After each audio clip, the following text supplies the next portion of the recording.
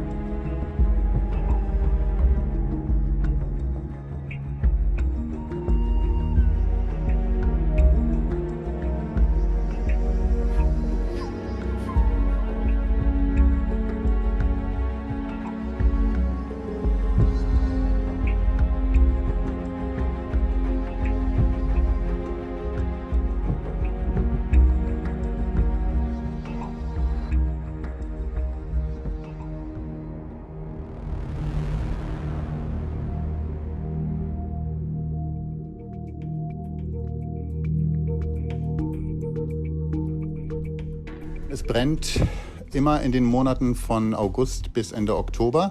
Das ist in Amazonien die Trockenzeit. Da werden die Brände gelegt. Man muss wissen, dass es keine natürlichen Feuer gibt in Amazonien. Also Selbstentzündungen, wie es sie in anderen Wäldern, in anderen Regionen der Welt gibt, sind in Amazonien nicht möglich. Die Brände sind eigentlich nur Ausdruck eines tiefergehenden Problems. Das ist nämlich das Landgrabbing. Also Farmer besetzen dort Land, meist illegal.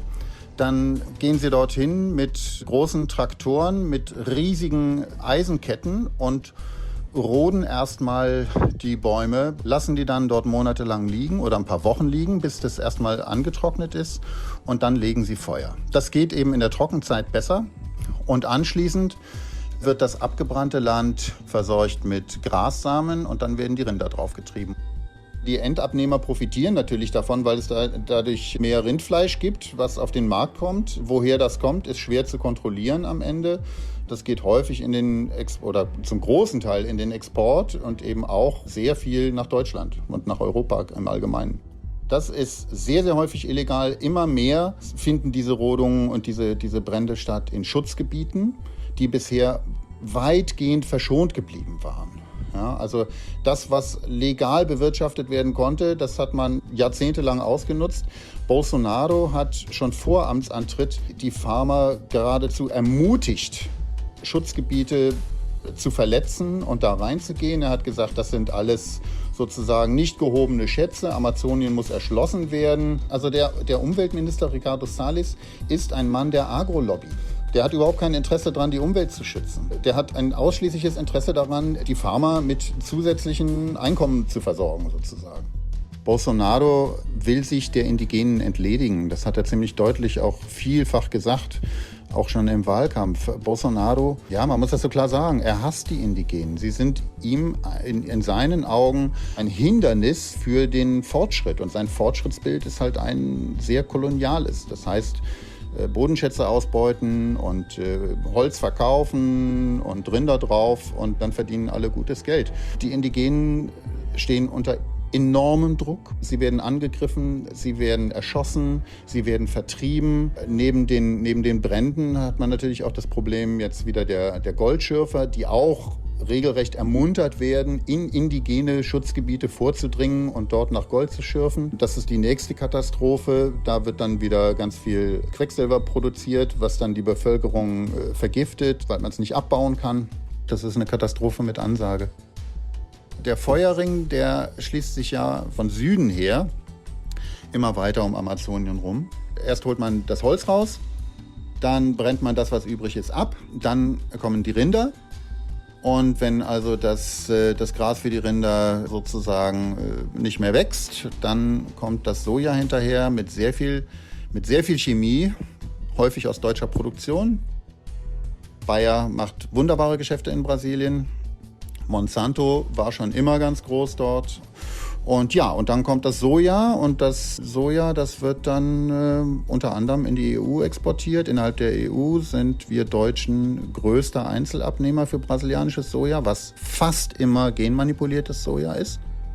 Und das landet dann in deutschen Schweinemägen und deutschen Rindermägen. Deshalb ist es auch so wichtig, dass der Vertrag zwischen der EU und dem Mercosur so in dieser Form nicht unterzeichnet wird. Und ich hoffe, dass auch die Bundesregierung darauf reagiert, denn schließlich sind wir in Deutschland diejenigen, die am meisten von diesem Soja importieren. Im Grunde müssten die Brasilianer ein Impeachment für Bolsonaro in die Wege leiten. Der Mann agiert permanent gegen Recht und Gesetz und die Verfassung. Não destruição, né? Isso é que nós desejamos mais aqui. Essas aves, tudo elas tinham vida. E nós, o nosso esforço é de proteger. Se for preciso, por essa floresta, eu poderia derramar até a minha última gota de sangue.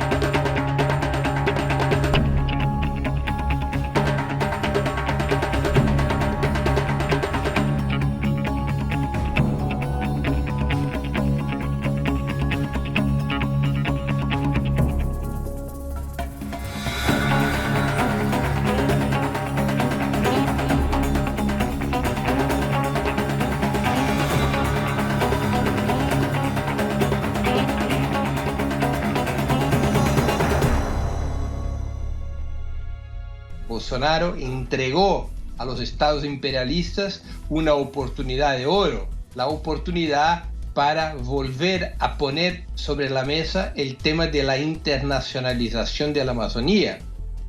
Los crímenes ambientales, los atropellos ambientales contra los indígenas, en favor del agronegocio, en favor de la industria extractivista, todos esos crímenes que Bolsonaro está cometiendo en la Amazonía, abrió las puertas para ese tipo de oportunismo de Macron. Hay que tener ojo sobre la actitud de Francia y de otros estados imperialistas, que claro, se aprovechan. Francia, Alemania o Finlandia o Irlanda no inventaron el pretexto les fue fornecido, les fue presentado por la política que conduce Bolsonaro en relación a la Amazonía. Acusan el tema medioambiental, pero nosotros todos sabemos que por detrás de esas acusaciones está siempre un objetivo de internacionalización, de poner bajo su control directo o indirecto la Amazonía latinoamericana.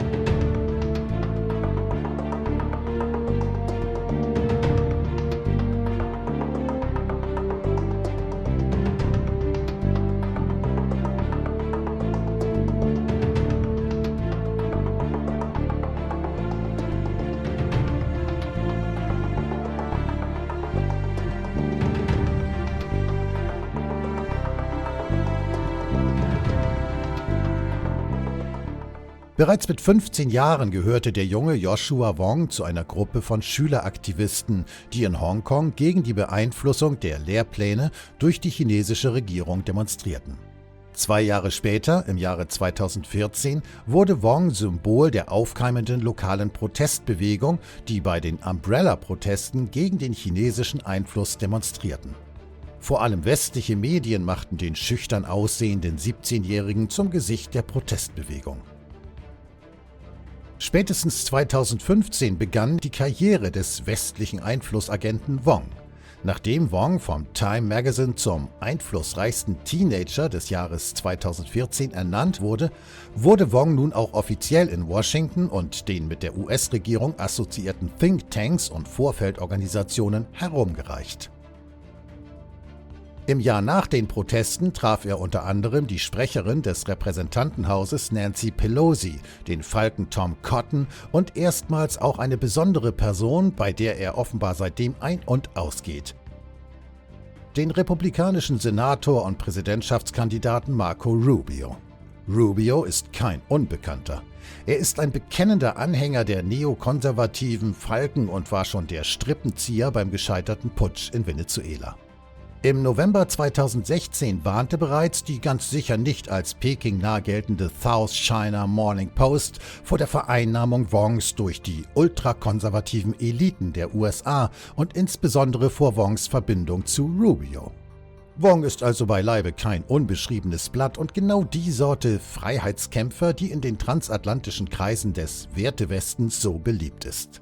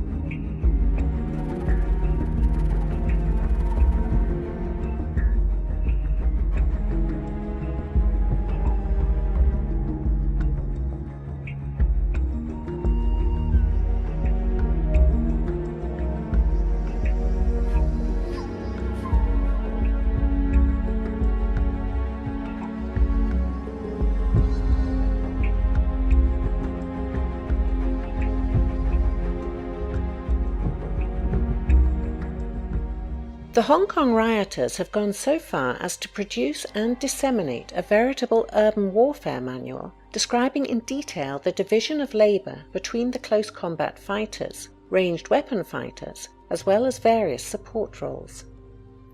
Their plan A appears to be, as cynical as this may sound, to provoke bloodshed by inducing local law enforcement to use firearms against the rioters. The rioters' awareness of their foreign audience was made plain by the displays of US flags, as well as the flags associated with Hong Kong's British colonial past. From the US perspective, crippling Hong Kong economically would inflict serious damage on China's economy and also badly dent its political image. Further complicating matters for Beijing is the Western powers, and principally the US's interest, in using Hong Kong as an instrument in the gradually escalating confrontation between East and West. Entirely unsurprisingly, Western governments and media wholeheartedly endorsed the protests while turning a blind eye to the increasing violence perpetrated by Hong Kong's urban warriors. It's not difficult to predict what kind of Western reaction would follow. Sanctions on Hong Kong officials, financial institutions, perhaps even on top Chinese leadership. It's evident that the Trump administration is raring for a pretext to break as many ties between the United States and China as possible, and also to force third countries, most notably the states of the European Union, to choose continued economic integration with the United States or with China, but not with both.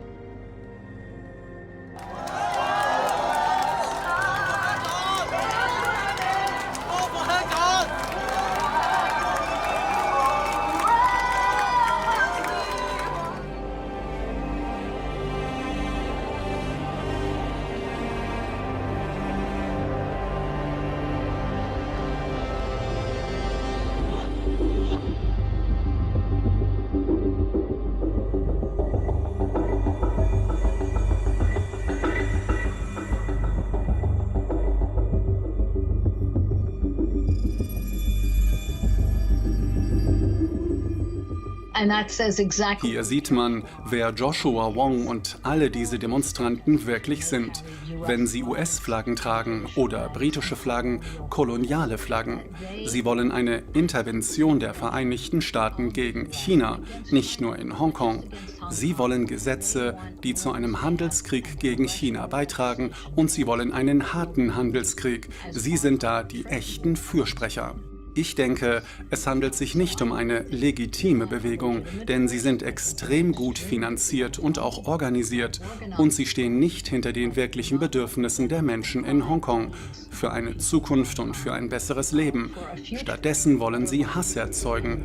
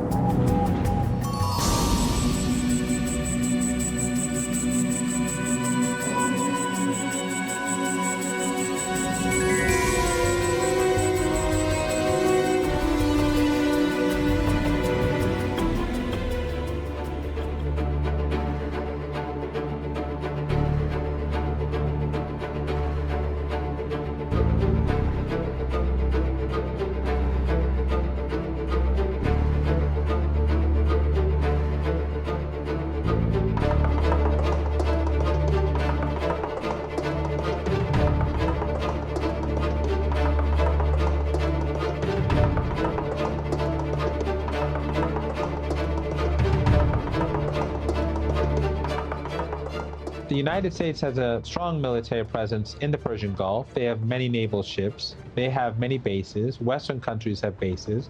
So it's very difficult to imagine that a host of Iranian missiles and drones flew over the Persian Gulf and then struck targets in Saudi Arabia without detection. Saudi Arabia has spent hundreds of billions of dollars on their military, and it's been focused on Iran.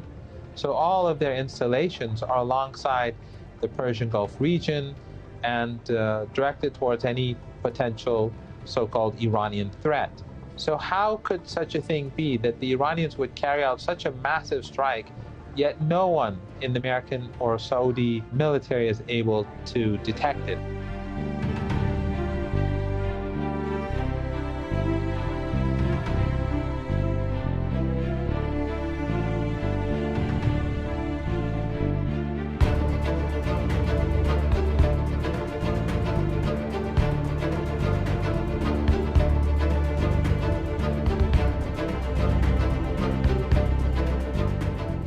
Haben die jemenitischen Rebellen ein Interesse daran, das zu tun? Hätten die durchaus, könnte man denen zutrauen. Haben sie die technischen Möglichkeiten, das so zu machen? Mehr als fragwürdig. Noch dazu, wenn die Amerikaner und Saudis das tun, was ihre Aufgabe wäre, nämlich den Luftraum zu überwachen, was sie natürlich auch tun. Wie sieht es mit dem Iran aus? Hat der ein Interesse daran?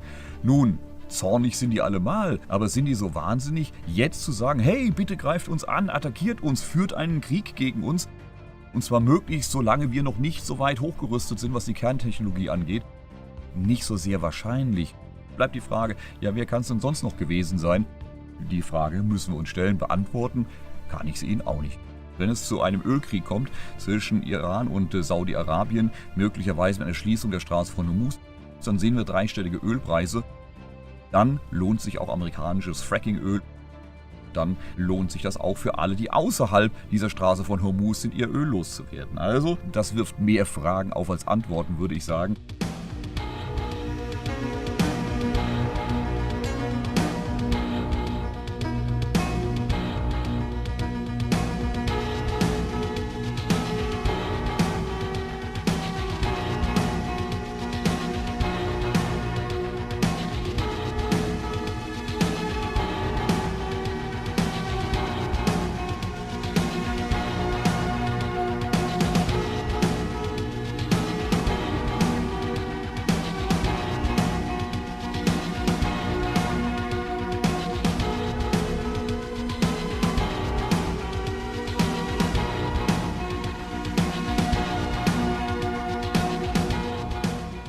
The United States is pursuing its own interests, and that is to control the flow of oil to the world.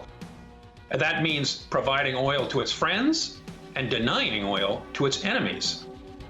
We've seen the United States embargo oil to countries like Syria, the sale of oil from Iran, Sudan, Libya, many other places. This is about the United States' control over the most important commodity in the world. Oil is not just a product. It is leverage over the international community. It's geostrategically important. Ever since World War II, the United States has wanted to control energy in the world. So the United States is very loath to leave the Gulf, even though it doesn't actually need the oil itself.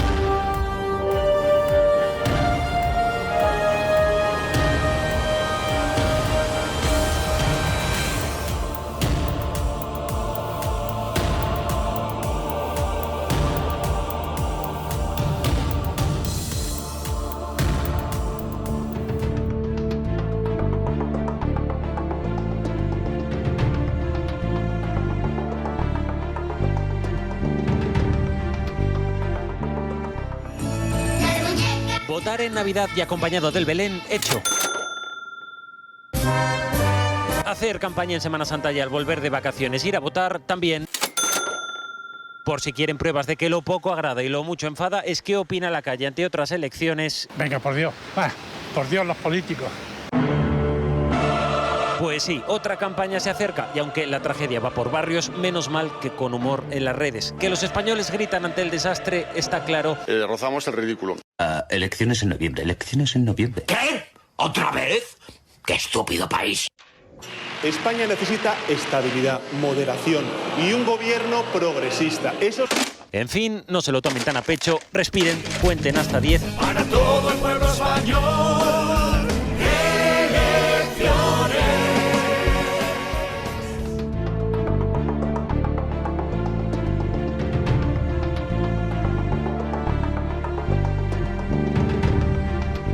Que un político conocido internacionalmente se tome fotos con paramilitares armados en una zona con amplia presencia del narcotráfico sería un escándalo en todos los grandes medios del mundo. A menos, por supuesto, que ese político se llame Juan Guaidó y entonces mágicamente pasa a no ser escándalo en ninguno. Estas son las fotos, así es como las interpretaron los medios. Estas son las fotos, así es como las interpretaron los medios.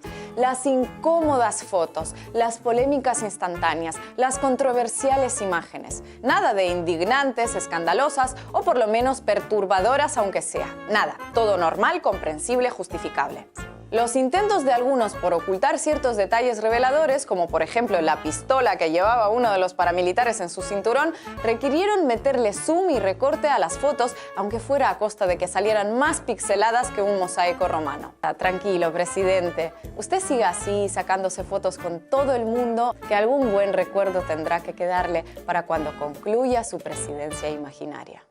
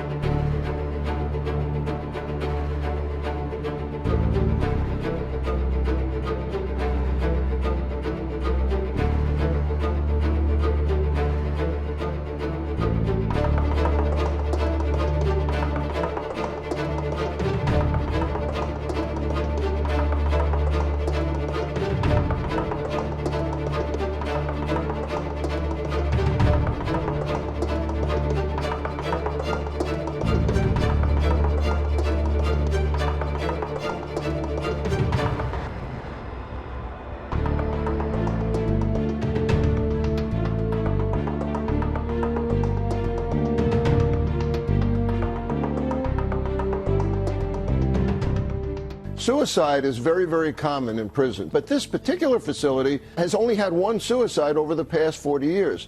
The other question that's come up is, where were the cameras? Why wasn't he being observed? I can tell you that someone that's supposedly been on suicide watch, no psychiatrist would take a person off of suicide watch in this kind of condition. I have never seen that in all my years of practice. It doesn't happen. This is almost unbelievable that this occurred. Medically, it's inexcusable.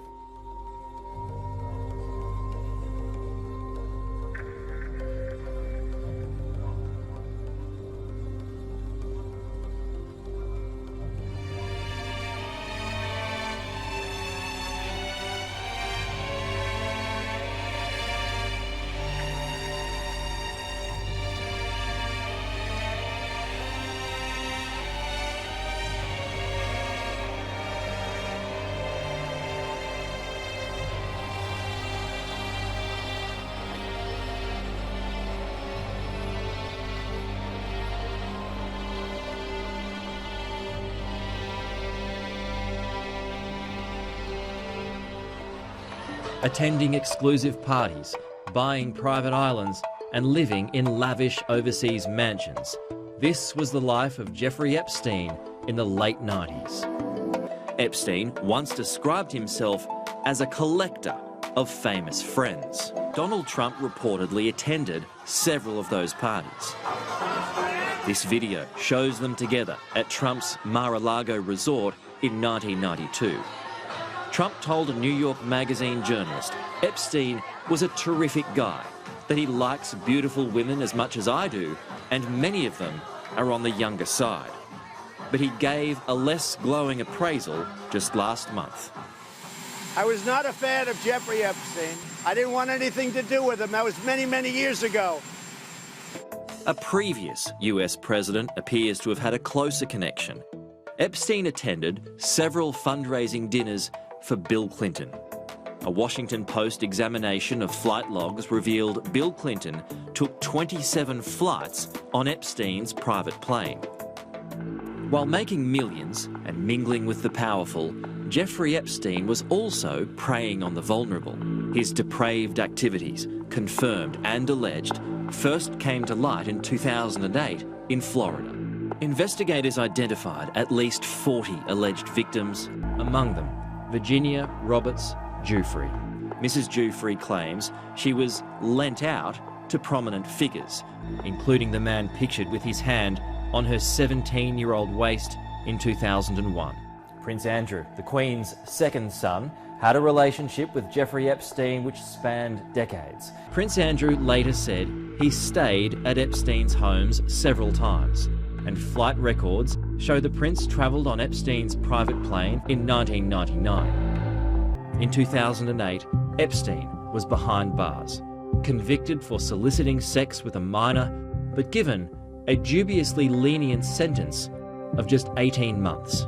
Soon after he was released and had returned to New York, he was snapped, strolling through Central Park with Prince Andrew. Now that's extraordinary that somebody who is the Prince of England would go and meet with somebody who has these convictions. Why did he go and meet with Mr. Epstein after he had been convicted, after he had been to jail, after the world had known what was going on inside Mr. Epstein's home?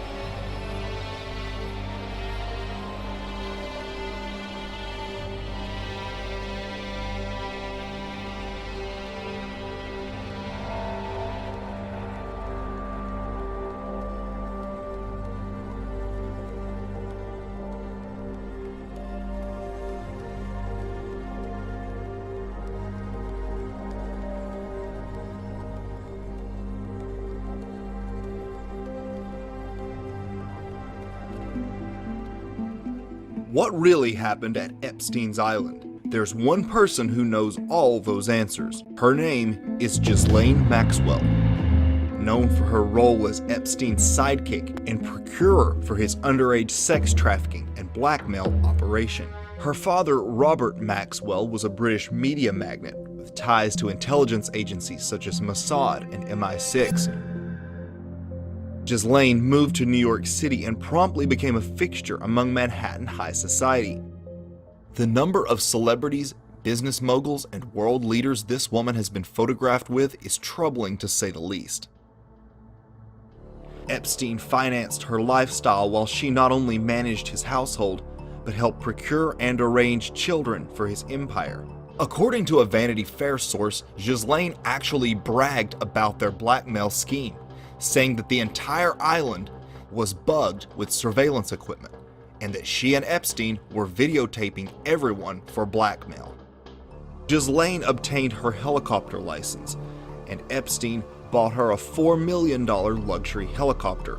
Ghislaine actually said the reason why she has a helicopter is so she could fly whoever she wants to Epstein's Island without anyone knowing. Researchers have also discovered that in addition to being a helicopter pilot, Ghislaine is also licensed to pilot submarines. Is it possible a submarine was used in Epstein's trafficking operations? Ghislaine was known for confiscating the foreign girls' passports so they couldn't leave the island. How many girls never made it off the island to tell their tales of abuse? We will never know.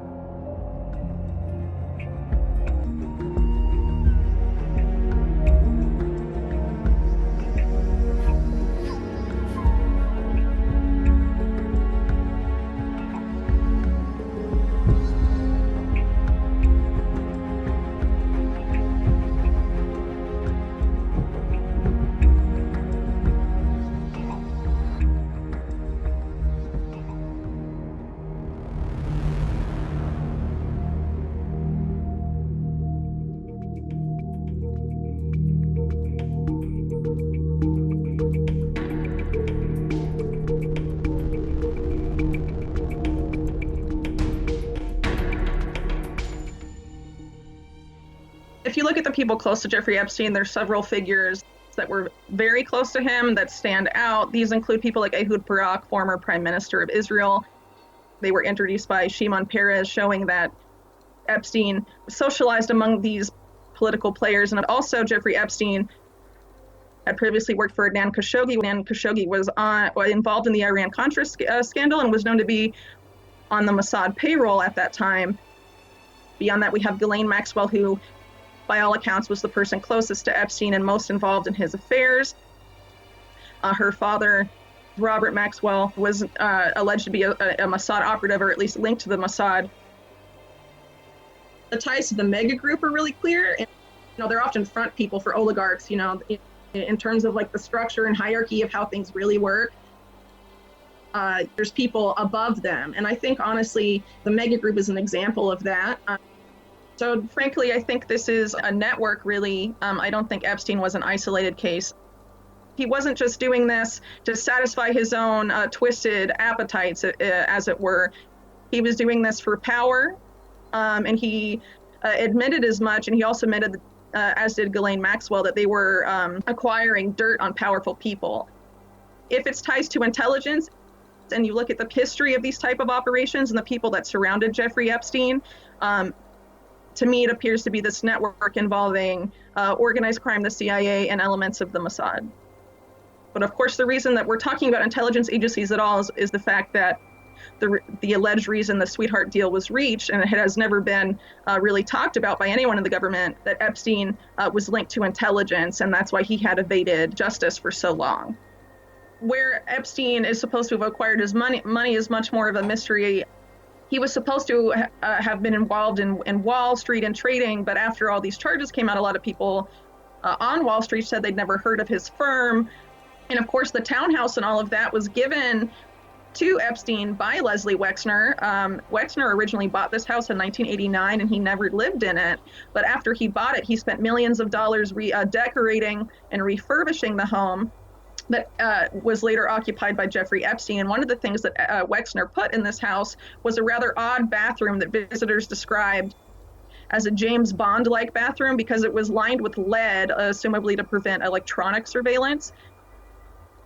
And if you open the cabinets in this bathroom, there was closed-circuit TV and recording devices and other things of that nature. So given what Epstein was known to have done in that New York residence and in other residences, it's quite interesting that he was given a house that had been fitted with this type of equipment in advance, and it was given to him for free, which to me suggests that he wasn't the billionaire that he was made out to be. It was more that he was given the appearance of having been a billionaire, and his money was coming from somewhere else. To me, it really shows that Epstein was carrying on an operation that he did not invent. This is something that did not begin and did not end with him. And he was just perpetuating this. And I think that's why it's really important to challenge some of the narratives that have come out around this case, that Epstein was solely responsible for all of this activity, and that he had deceived the billionaires who funded him, and that this is all to be blamed on a single man. I think if we do that, we're really doing his victims an injustice, because this is something much larger than Epstein.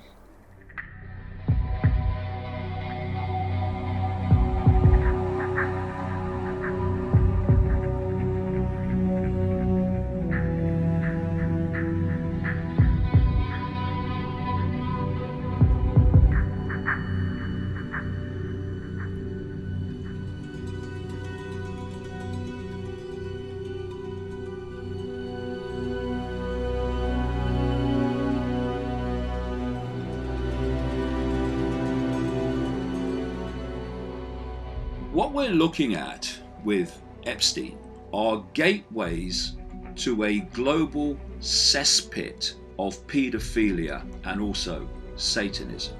It involves some of the most powerful, rich, and famous people in the world. What this ring does from its controlling core is to use paedophilia to compromise people it wants to control, be they presidents or prime ministers or anyone of political and other influence who can make decisions that this cabal wants them to make to advance its agenda. And this blackmail operation is a speciality of the Israeli intelligence operation Mossad, as it is with the CIA and British intelligence. Now, Epstein was Jewish and a Zionist and had big connections to Israeli politicians, to the military, and to the intelligence community. It also involves this web connecting to Epstein, something called the Mega Group. And this Mega Group connects us into Donald Trump, also at least one time friend of Epstein. When you work for the ring and serve the ring will watch your back until you become a danger to the ring because of your exposure. Then one of two things happens. You're either taken out or you disappear. You might disappear through a faked death and you live out your life under another identity. And there are some people who are saying that Epstein is not dead, that this whole thing was a hoax to get him out, and so he didn't have to appear in court and all the beans might be spilled on the rich and famous. Mossad, the CIA, have a stunning history of taking out people who become a problem to them. This world is nothing like we think it is. We have a cabal that is psychopathic and satanic, that is dictating world events and is dictating your life in increasingly fine detail. And we need to open our minds to it very fast, because its agenda for humanity is horrific.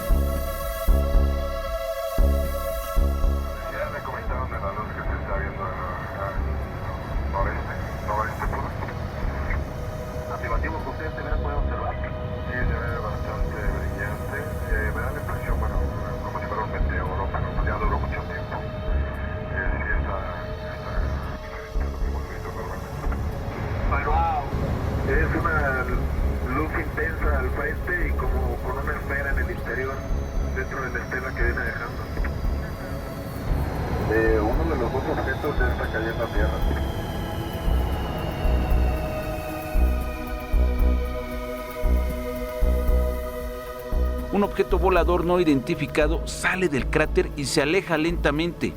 Asciende de forma vertical completamente. Es importante destacar que el objeto, al ascender, se observa por delante de los vapores y gases que en esos momentos está emitiendo el volcán.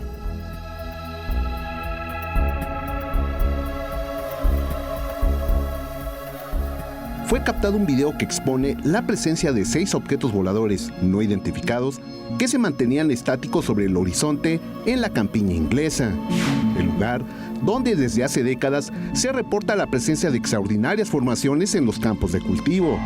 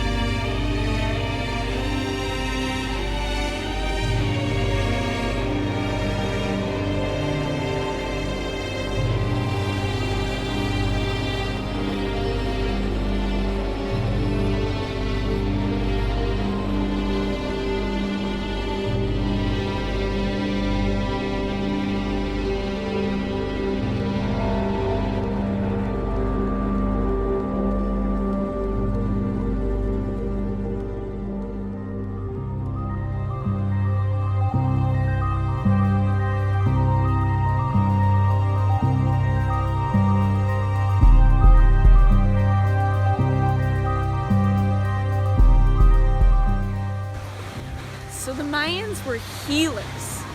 And very, of course, tuned into all the astrological things. They could track everything. They even could track our cycle of ascension, and that's what 2012 was all about.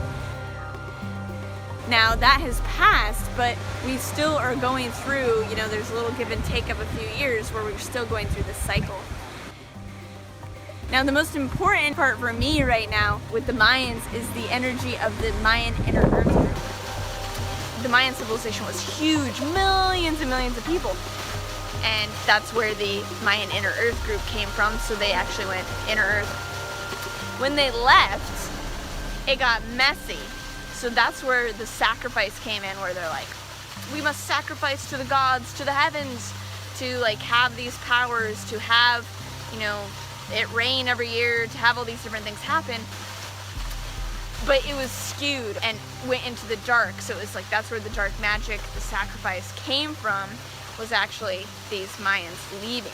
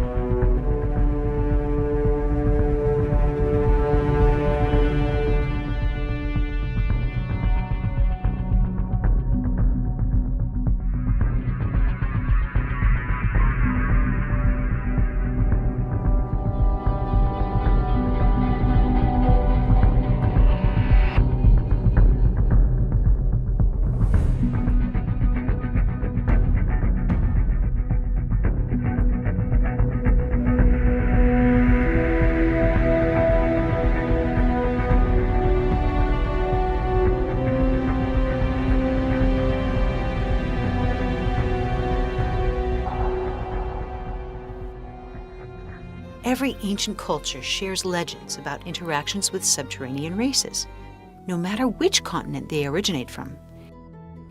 They say inner Earth has water, oceans, and luminosity, and that it sustains not only plants and animals, but intelligent life.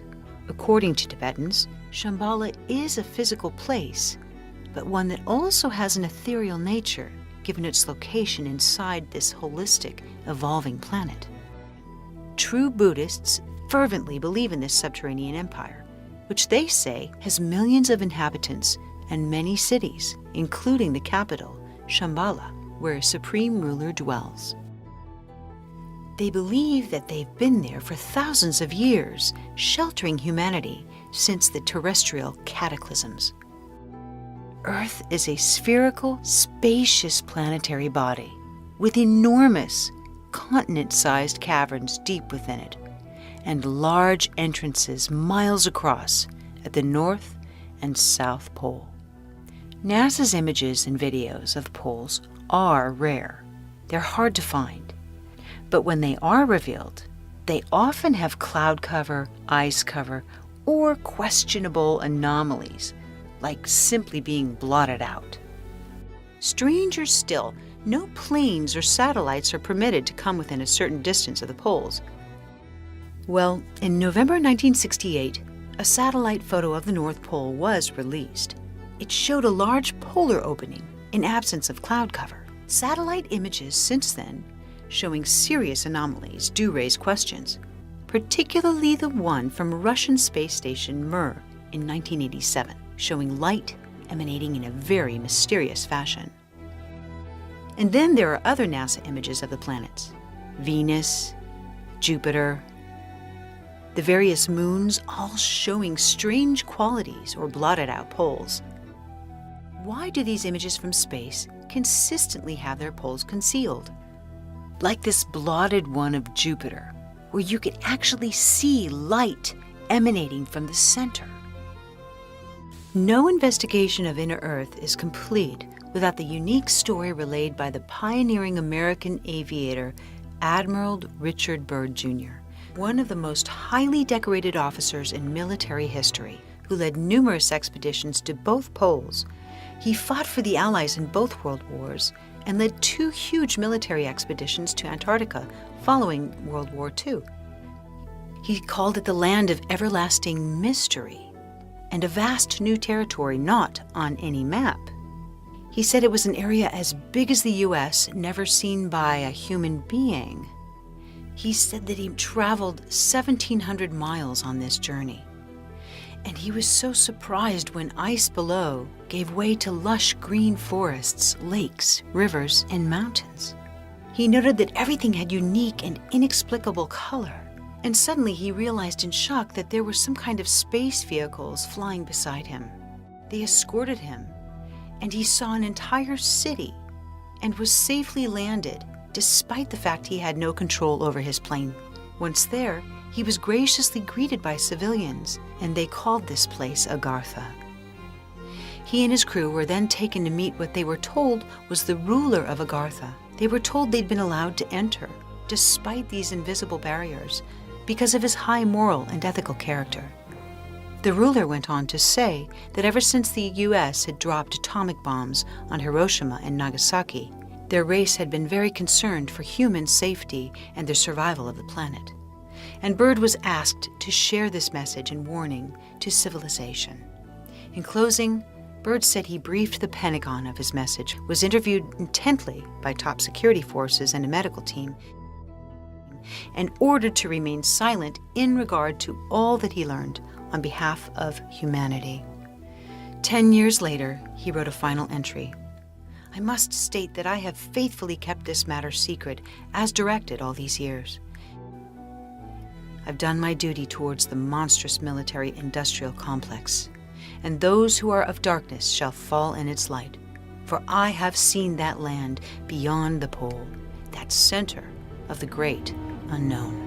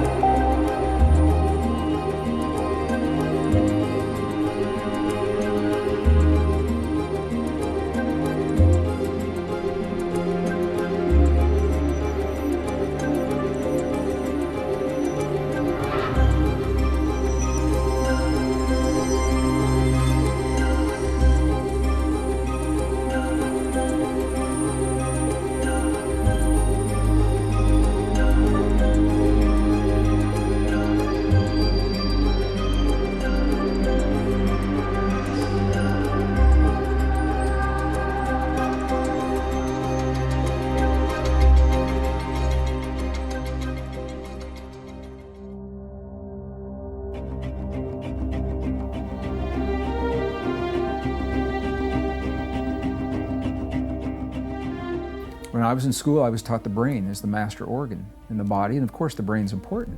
But now we know the brain receives the bulk of the instructions that tell the brain what to do come from the heart. And the heart creates those instructions based on our perception, how we feel about the world around us.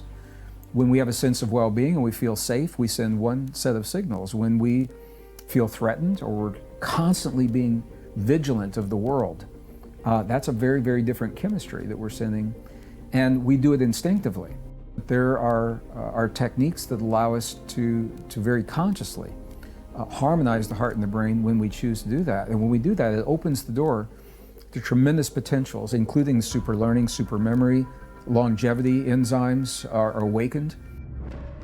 So we know about these specialized cells, neurons in the heart. They think independently of the human brain. They feel independently. They remember independently. When we have experiences in life, we register those in these neurons in our body. If they're good experiences, it's not a problem. Rarely do we find someone who is stuck in joy. You don't hear people say, God, I've got so much joy in my life, can you help me out? So the joy isn't the problem, even though the joy is registered in those neurons as well. Candace Pert was the first medical doctor who linked human trauma and human emotion to these physical chemicals. They're called neuropeptides. So the word tells you the whole thing right there. Neuro is associated with the nervous system, and peptides, it's a chemical bond. When we have experiences in our lives, often at young ages, even in the womb before we're born, and we don't know how to resolve the trauma, so it's the unresolved trauma that becomes the problem. What happens is that our perceptions, our body, will create a chemistry that matches that trauma. And ideally, the chemistry wants to metabolize. It wants to move through the body, through the blood, and be metabolized through urine or perspiration, just the way other chemicals are. But if we have not resolved the trauma, then our body will store the neuropeptides in an organ and keep it for us until we have learned to resolve or to free that chemical to allow it to move forward. If you don't know that those neuropeptides are in the organs and decades pass, then they will let you know sometimes by creating what we call illness or disease. They'll show up as a condition of inflammation initially, and the inflammation, if it's not addressed, can lead to something else. It's not the hurt is bad, that's not the problem, it's unresolved hurt. So the question is, when we have these deeply traumatic experiences, and we all have them in our lives, loss of loved ones, betrayal, when someone lies to us, or infidelity, these are the most intimate relationships is where we have the deepest hurts. And we have those, where does that emotion go? If you're trying to recall those things with the mind, in the polarity, the mind and the ego and the subconscious patterning want a polarity response. They want a right or a wrong or a good or a bad. And when you look at the wrongness or the badness, that's where the hurt comes from. When we begin to access the memories from the heart that do not have that polarity, it's almost surreal. It's like you can be honest with yourself and objective about what happened without immersing yourself in the pain. And that is where these neuropeptides, they will begin to free. And of course, that has external, sometimes when they're free, you get a rash sometimes because they're moving quickly, obviously tears, a lot of emotion, shift in breathing. And what that means is that the hurt now has been redefined. You don't change what happened, but you change your ability to respond to what happened. I believe that we have everything that we need to transcend any experience that can come to us in this world with our own medicine cabinet and our own chemistry that we have.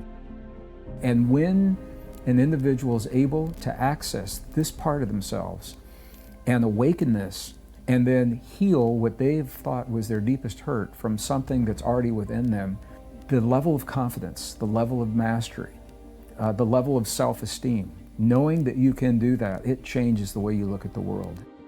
And it allows us to live and love much more freely without feeling a dependence on anything, that we need something to get us through this. And it changes the way we think about ourselves in life.